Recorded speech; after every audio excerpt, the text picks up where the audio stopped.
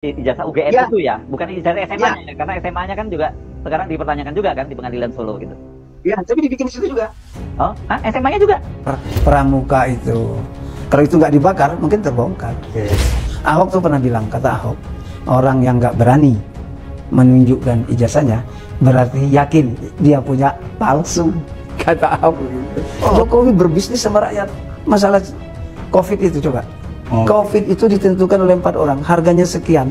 Mereka kumpulkan uang dari 1.000 triliun dari lembaga-lembaga kementerian sama lembaga itu dikumpulin sama dia. Dia belanjakan, dia dapat untung dari situ, dari 1.000 triliun itu. Bismillah, assalamualaikum guys, berjumpa lagi di channel Jurnal Terupdate. Oke guys, jadi politisi PDIP Peter Suryadi semakin menjadi-jadi membongkar babak baru misteri ijazah Pak Jokowi hingga kemudian terbakarnya pasar pramuka, bahkan juga soal pejabat berbisnis dengan rakyat guys. Jadi tak perlu berlama-lama, untuk lebih jelas langsung saja kita simak bersama-sama video ini guys. Bismillah. Jadi ini dokumen yang sama, yang dokumen ijazah UGM Ya. itu ya, bukan ijazah SMA-nya ya, karena SMA-nya kan juga sekarang dipertanyakan juga kan di pengadilan Solo gitu. Ya, tapi dibikin di situ juga. Oh, SMA-nya juga? Iya, dibikin sama orang dua itu. Oh, Beneran ini. Jadi Makanya fotonya bukan sama hanya semua. bukan hanya sarjananya ya, jadi ini SMA-nya juga ya. Ya, semua. Jadi kelengkapan KPU itu harus lengkap. Oke. Jadi maksud saya, kalau menjadi caleg, terus ada dari SD, SMP, SMA, terus nanti tahun depan maju lagi, bikin lagi gitu. Wah, Nah, jadi yang ini dibikin untuk ke DKI, yang ini disiapkan untuk Pilpres. Oke. Makanya di Solo itu digugat oleh Mas Taufik itu gitu Nah. ya. Apakah itu Ya. lagi pertanyaan aja SMPP atau SMA 6 kan pada waktu itu jelas Ya. belum SMA 6 kan, begitu masih SMPP kan gitu ya. Ya, Ini kan banyak orang bilang bahwa Anda ini teori konspirasi begitu. Tapi Anda bisa bertanggungjawabkan ya, jadi semua lebih bukan tuduhan lah ini sampai analisis. detik ini, Ya, gimana? sampai detik ini saya yakin. Saya yakin 99% wah ini yakin nih benar guys. dibikin di pramuka itu.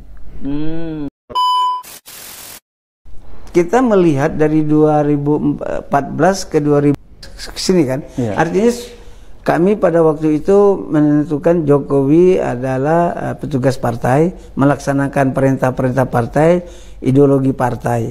Dibikinlah nawacita. 2016 ini udah hilang semua. Semua orang-orang baik itu sudah diganti semua tuh, termasuk Rizal Ramli, termasuk Yudi Krisnandi, Andrinov, segala macam itu yang baik-baik itu, yang kita lihat orang-orang pro rakyat lah, itu kan diganti dengan Jokowi. Masuklah kelompok-kelompok ini. Nah, berubahlah itu mesin politik itu. 2019 lebih dahsyat lagi. PDI nggak kebagian Menko. Yang tadinya Menko-nya ada Puan, ini nggak ada. Jadi Jokowi yang kata Rocky Gerung, presiden nggak ada otaknya itu, otaknya diisi oleh itu Rini Suwandi, Erick Thohir, Luhut Binsar Panjaitan, terus siapa lagi nih? Nah, praktik. Orang ini mengisi otak Jokowi. Berubahlah Jokowi, bukan lagi PDI, bukan lagi menjadi pro rakyat. Jadilah dia menjadi liberal, oligarki itu. Mungkinlah semua kebijakannya berubah, semua tambang diambil. Jokowi berbisnis sama rakyat. Masalah COVID itu coba. COVID itu ditentukan oleh 4 orang, harganya sekian. Mereka kumpulkan uang dari 1.000 triliun dari lembaga-lembaga kementerian sama lembaga itu dikumpulin sama dia. Dia belanjakan, dia dapat untung dari situ, dari 1.000 triliun itu. Oke, jadi ini menarik ya cerita Bung Better ini, bahwa Bung Better Saya di KSP, jadi saya tahu tingkah laku Jokowi. Oh, Bung Better pernah di KSP? 5 tahun saya di KSP itu, jadi saya melihat kok perubahan 2016, 17, 18 itu sangat dahsyat. Nah, kenapa terus pada saat itu muncul Bambang Tri itu menyebabkan Jokowi gunjang-ganjing juga. Jadi pasar pramuka itu 2015 ditertibkanlah oleh Ahok, karena Ahok gubernur. Tertangkaplah 2 orang pelaku ijazah palsu. Ditangkap oleh namanya Hengki, Polres Jakarta Pusat. Nah, orang dua ini kalau dicari, apakah mereka pelaku pembuat ijazahnya Jokowi? Itu harus dikejar. Ada berkasnya ada di Polres. Nah, setelah itu, setelah 2019 tuh gerakannya Egy dan kawan-kawan, terus Suryo sama Siano semakin dahsyat, terbakarlah pasar Pramuka itu. Kalau itu nggak dibakar, mungkin terbongkar. Dan semua ini kan misteri, seperti kejaksaan pernah dibakar, kan ada kasus besar di situ, dibakar, bumi hangus. Itu caranya. Jadi menurut Bang Better, kebakaran di pasar Pramuka itu bukan kecelakaan biasa, tapi itu sepertinya ada upaya kesengajaan. Ya, kalau kita melihat dari kejadian-kejadian runtutannya, kan gitu. Yang ini meninggal, yang ini meninggal, yang ini dikejar, yang ini dipenjara, yang ini begini. Orang penting semua tuh yang meninggal. Hari Mulyono, pemilik sah ijazah UGM itu, adik ipar Jokowi, meninggal dalam umur masih 40. Ajalnya barangkali, Pak.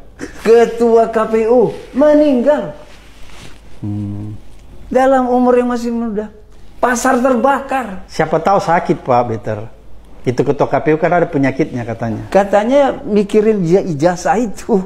Ijazah itu gak sah kok, harus diakuin kan gitu. Kan sampai sekarang nih, ijazah yang katanya hasil pasar Pramuka itu harus diakuin oleh UGM. Kacau nggak UGM ini? Dibanding-bandingkan hasil kerjanya Baris Krim, dibanding-bandingkan. Kata si responsaman, nggak kena identiknya 1112, 1114, 1115, nggak sesuai. Artinya yang pasar Pramuka nih mau diapakan, nggak bisa cocok dengan yang UGM, nggak bisa cocok. Tapi dicocok-cocokkan oleh polisi, dipaksakan oleh polisi bahwa itu sesuai dengan identik, disesuaikan dengan UGM. Nah, UGM ini sampai kapan dia mau membuktikan ini tempat KKN-nya nggak benar, angka ininya nggak benar.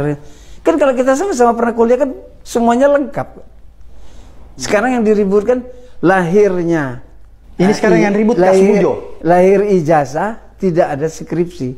Kenapa? Karena dibikin oleh pasar Pramuka. Terus dipaksa-paksakan, UGM bilang ada skripsinya, ada, mana ada? Orang bikinnya di sini. Terus terakhir ini kan ada pengakuan Kasmujo nih yang kemarin. Nah, Kasmujo tambah lagi. Kasmujo itu sudah membantah. Apalagi kalau ditanya, apakah Pak Kasmujo pernah tahu yang namanya Jokowi? Pasti dia jawab tidak. Pernah lihat wajahnya? Pasti enggak. Waktu kuliah tahun 80-an itu. Tapi kan dia mengaku bahwa dia pengajar di kehutanan. Pengajar iya, artinya dia dimanfaatkan untuk membackup si Jokowi. Oke. Jadi pertanyaan yang terakhir sama Pak Kasmujo itu, Bapak pernah ketemu nggak pada waktu kuliah dengan Jokowi? Pasti dia nggak tahu. Apa Bapak benar kenal enggak? Pasti enggak. Jadi pertanyaan yang dua dibikin tadi itu oleh Rismon, kurang satu pertanyaannya. Bapak benar nggak pernah ketemu pada waktu itu dengan kan dia nolak. Dia bukan dosen pembimbing, bukan penasihat akademik, dosen apa skripsi. Terus tanya lagi, kalau gitu Bapak kenal nggak dengan Jokowi? Bapak pernah ketemu nggak? Pernah tahu nggak? Pasti dia jawab nggak. Pasti dia jawab nggak. Gitu. Itu kan logikanya tuh.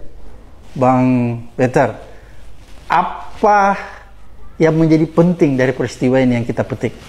Ya artinya lembaga seperti UGM itu harus jujur, terbuka. Kan dia lembaga pendidik. Nggak boleh bohong ya? Ya, terus kita juga dengan KPU itu harusnya KPU secara jujur, benar nggak mereka melakukan verifikasi ke universitas-universitas? Karena deliknya KPU itu adalah pelaksana undang-undang, melaksana peraturan dengan bekal anggaran. Dia punya anggaran, punya dana untuk melakukan verifikasi. Dia nginep berapa hari di Jogja, naik apa, di hotel apa, dia ketemu dengan orang UGM-nya siapa yang menerima mereka, dekan apa segala macam. Dibikin dong berita acara bahwa kami KPU 3 orang siapa ketemu dengan pihak UGM siapa pada hari tanggal jam berapa membahas tentang ini. Berita acara dong. Ini nggak ada semua.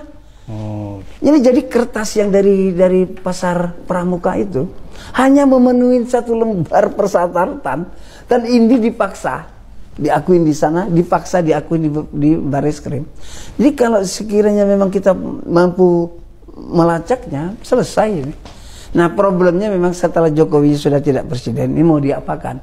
Paling tidak satu pelajaran. KPU harus jujur dong. Dia melaksanakan perintah undang-undang, melakukan peraturan dengan anggaran. Ada berita acara, tunjukin tanggal sekian-sekian siapa yang menerima, kan jelas tuh. Ada tanda tangan, ada stempel UGM bahwa sudah menerima mereka. Nggak ada. Jadi itu hikmah yang kita harus ambil ya. Iya, hanya itu aja sebenarnya. Agar supaya ini tidak terulang lagi. Maka kalau sekira nanti Jokowi ini sadar, dia ngakuin aja lah. Selesai. Nggak bisa diapa-apain lagi kan? Selesai. Seperti kata Ibu Mega, ya kan?